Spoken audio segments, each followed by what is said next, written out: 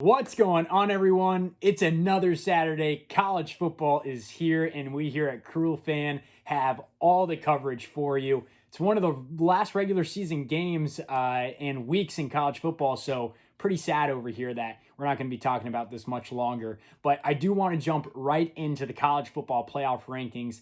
There was a lot of arguments with BYU just a week ago over whether or not they deserve to be ranked in the teens. They took on Coastal Carolina and they went down. So BYU falls way back, but we're going to focus on that top four where it is Alabama, Notre Dame, Clemson, and Ohio State, although a lot of contention there too with Texas A&M and Florida in the 5 and 6 spot. So first off, let's talk about Alabama.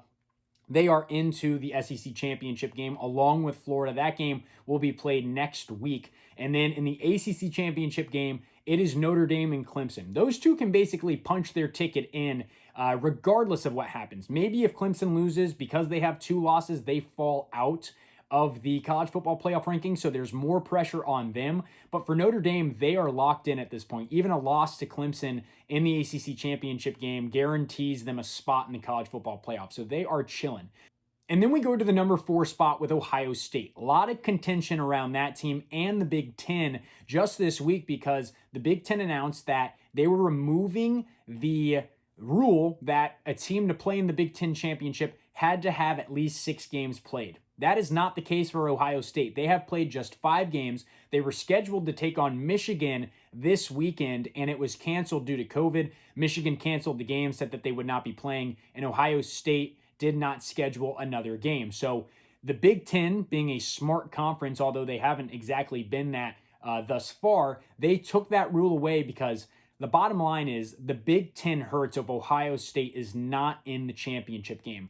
If they did not play in that game against Northwestern, they probably don't make the college football playoff. And a lot of schools and a lot of fans in the Big Ten have been complaining that it's not fair that Ohio State makes it over their team. The perfect example is Indiana, the team that would be in the Big Ten championship if they weren't allowing Ohio State to play. But Indiana gets it. Tom Allen gets it. When a school from your conference gets to play in these big games like the Big Ten Championship, that only helps your program. It helps with recruiting. It helps with finances. You want other teams in your conference to play really well, and you want them to represent the conference on the largest stage. And at that point, it's the Big Ten Championship. And if they win that game, they are in the college football playoff. So you are now rooting for Ohio State to at least have a shot at the college football playoff. So while they didn't get the 6 games in the regular season and the rules were bent for them, that's life. And if you are a fan in the Big Ten, you should be happy that Ohio State is getting the opportunity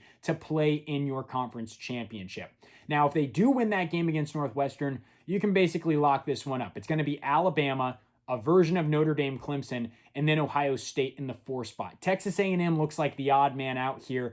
They that one loss to Alabama was very telling. It was a big loss. They did have a really nice win over Florida, but right now the committee does not think that is enough to put them ahead of Ohio State, and so it looks like the SEC is going to lose out on at least another team joining as long as Ohio State can confirm one more win in the Big Ten Championship. Not a lot of games going on this weekend. I'll be honest with you. COVID shut down a lot of them. The great rivalry games that we're used to are not being played.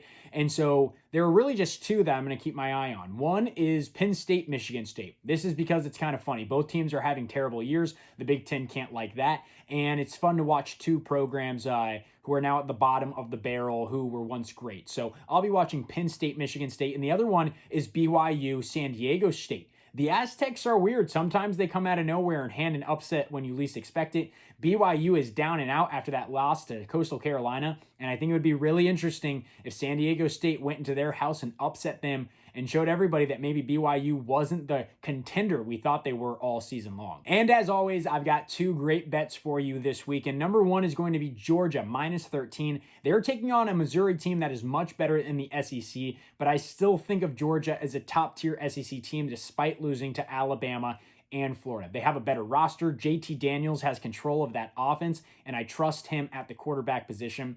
Second one, under 62 in the Virginia Tech-Virginia game.